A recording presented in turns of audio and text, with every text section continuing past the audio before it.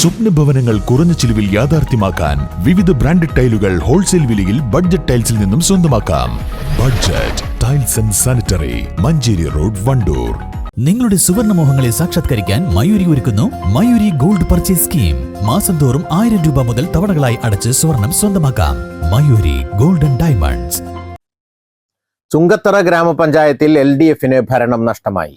മുൻ MLA PV അൻവറിന്റെ ഇടപെടലാണ് ഭരണം നഷ്ടമാകുന്നതിനിടയാക്കിയത്.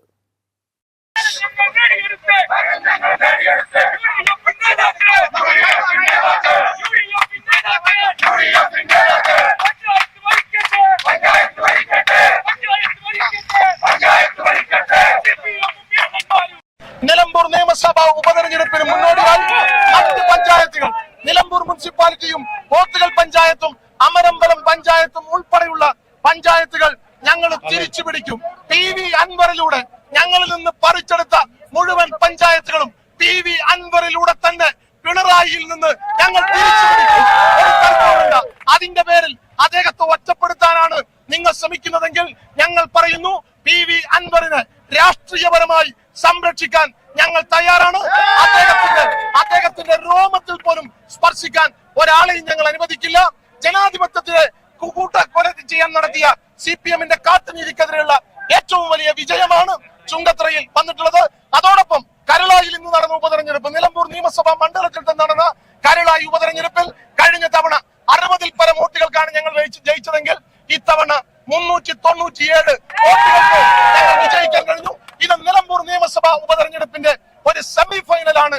ഒരേ ദിവസം ചുങ്കത്തറയിലും കരളായിലും CPM-ന് ലഭിച്ചിരിക്കുന്നത് ഇരട്ട പ്രകടമാണ്. ഞങ്ങൾക്ക് ലഭിച്ചിരിക്കുന്നത് ഇരട്ടി മധുരമാണ്. തീർച്ചയായും ഞങ്ങൾ വിജയിപ്പിച്ച ജനാധിപത്യത്തോടൊപ്പം ചേർന്ന മുഴുവൻ ജനാധിപത്യ വിശ്വാസികളെയും ഞങ്ങൾ അഭിവാദ്യം ചെയ്യും. LDF-നെതിരെ UDF കൊണ്ടുവന്ന അവിശ്വാസ പ്രമേയം 9-നെതിരെ 11 വോട്ടുകൾക്കാണ് പാസായത്. LDF അംഗം നുസൈബ UDF-നെ പിന്തുണച്ചതോടെയാണ് മുന്നണിയുടെ ഭരണം നഷ്ടമാകുന്നതിലേക്ക് നയിച്ചത്. 11 വർഷത്തിന് ശേഷം 2022-ലാണ് ചുങ്കത്തറ പഞ്ചായത്തിലെ ഭരണം CPM തിരിച്ചുപിടിച്ചത്. ലീഗ് സ്വതന്ത്രമായി മത്സരിച്ച് ജയിച്ച MK നജ്മുന്നീസയുടെ പിന്തുണയോടെ 9-നെതിരെ 11 വോട്ട് നേടിയാണ് CPM അന്ന് ഭരണം നേടിയത്.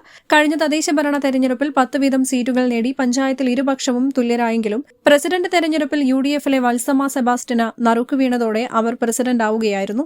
ഇവർ അവിശ്വാസത്തിലൂടെ പുറത്തായതോടെയാണ് തെരഞ്ഞെടുപ്പ് നടന്നത്. പ്രസിഡന്റ് UDF അംഗങ്ങളെ വിശ്വാസത്തിലെടുക്കുന്നില്ലെന്നും തന്നിഷ്ടം പോലെ പ്രവർത്തിക്കുന്നതായും ആരോപിച്ച് കളക്കുന്ന 14-ാം വാർഡിൽ നിന്ന് ലീഗ് സ്വതന്ത്രയായി വിജയിച്ച നജ്മുന്നീസ ഇടതുപക്ഷത്തേക്ക് ചേക്കേറുകയായിരുന്നു. News bureau, Nilambur. വണ്ടൂരിനെ പൊന്നണിയിച്ച് 2 വർഷങ്ങൾ പിന്നിടുമ്പോൾ ഹയ ഗോൾഡൻ ഡയമണ്ട്സ് വാർഷികം പ്രമാണിച്ചൊരുക്കുന്നു വമ്പൻ ആനുകൂല്യങ്ങൾ. ഹയ ഗോൾഡൻ ഡയമണ്ട്സ്, വണ്ടൂർ. ചെറിയ വിലയിൽ ഇനി വലിയ സ്വപ്നങ്ങൾ കാണാം. Laiba wedding centre, wedding and designing studio, Pookottam പാടം, വണ്ടൂർ.